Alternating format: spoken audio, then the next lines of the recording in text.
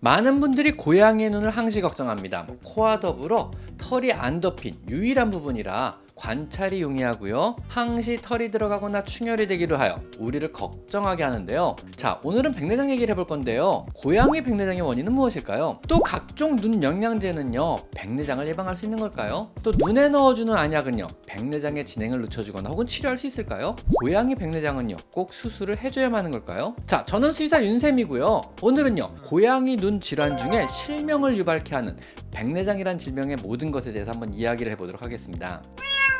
백내장이라는 것은요, 눈을 구성하는 구조물 중에 수정체라는 렌즈가 뿌옇게 비가역적으로 분자 구조가 변하는 현상입니다. 렌즈가 변성이 되면은요, 빛이 더 이상 투과가 안 되기 때문에 결국은요, 실명을 하게 되는 무서운 질병에 들어갑니다. 백내장의 원인은요, 당뇨병 같은 대사계 이상에 의해서 속발적으로 생기기도 하지만은요, 대부분은 사실 유전과 나이입니다. 백내장의 유전적인 소인이 강한 품종은요, 히말라얀, 버미즈, 페르시안, 벵갈, 러시안 블루, 브리티시 쇼테어가 백내장에 대해서 유전적인 소인이 어느 정도 있다고 알려져 있습니다. 나이 또한 영향을 미치는데요. 렌즈가 수명을 다하고 변성이 오기 시작하는 것입니다. 그 외의 원인은요, 지속적인 눈안의 염증이 백내장을 유발할 수도 있고요. 또 다른 고양이와 싸우는 등의 외상으로 인해서 눈을 다쳐서 속발적으로 유발되는 경우도 있습니다. 자, 그러면은요, 각종 눈 영양제는요, 백내장을 예방해 줄 수 있는 걸까요? 시중에는요, 루테인이나 제아잔틴, 비타민류 등의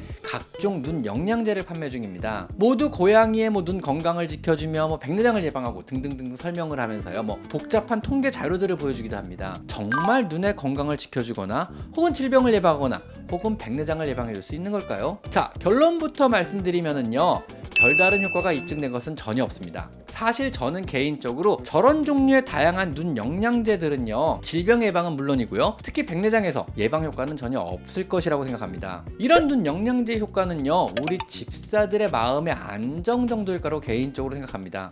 내가 오늘도 고양이를 위해 무언가를 사주었다, 이런 만족감이 아닐까요? 사실 이런 것도 중요하긴 합니다.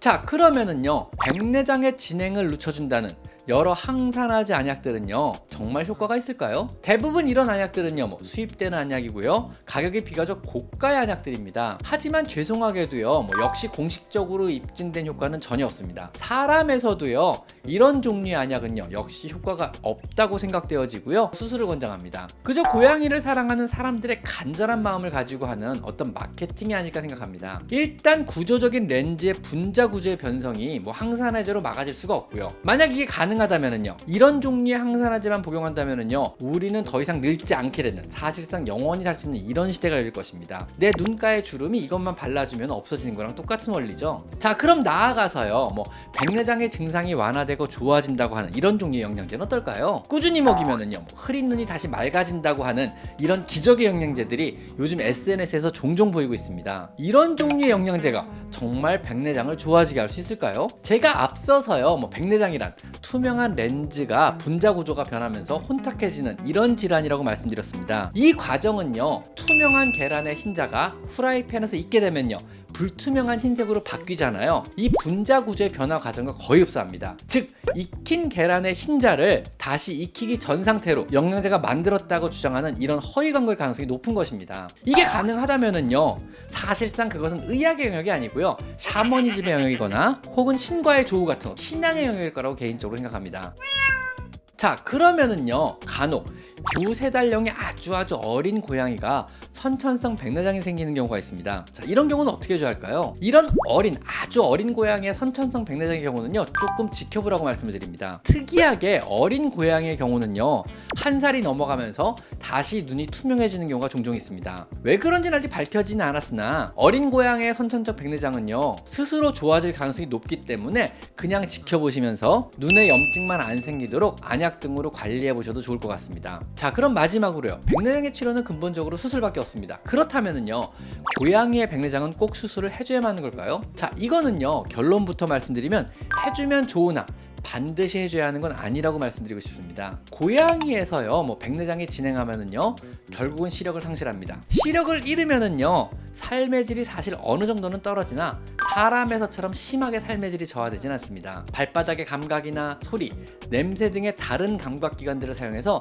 실내에서는 비교적 편하게 생활이 가능합니다. 또한 실내 사는 고양이는요, 사냥이 굳이 필요 없기 때문에 사는데도 큰 지장이 없습니다. 더구나 고양이는요, 사람이나 강아지들처럼 백내장이 오래되어서 과성숙기를 거쳐 녹내장으로 진행이 되거나 혹은 백내장으로 인해서 안내염으로 진행될 가능성이 거의 없기 때문에 반드시 수술이 필요하진 않은 것입니다. 즉 백내장이 오더라도요, 우리가 잘 돌보기만 한다면은요, 평소와 마찬가지로 거의 정상적인 삶을 유지할 수가 있는 것입니다. 자, 여기서 결론은요, 고양이의 백내장을 걱정하지 말고 굳이 영양제나 혹은 진행을 늦춰주는 안약도 사용하지 말고 그 돈으로 조금 더 맛난 것을 사 먹이면서 고양이와 즐거운 시간을 조금이라도 더 영위하라고 말씀드리고 싶습니다. 자, 지금까지 저는 수의사 윤쌤이었고요. 오늘은 고양이의 백내장의 모든 것에 대해서 한번 알아봤습니다. 자, 오늘은 여기까지 마이펫 상담소였습니다. 감사합니다.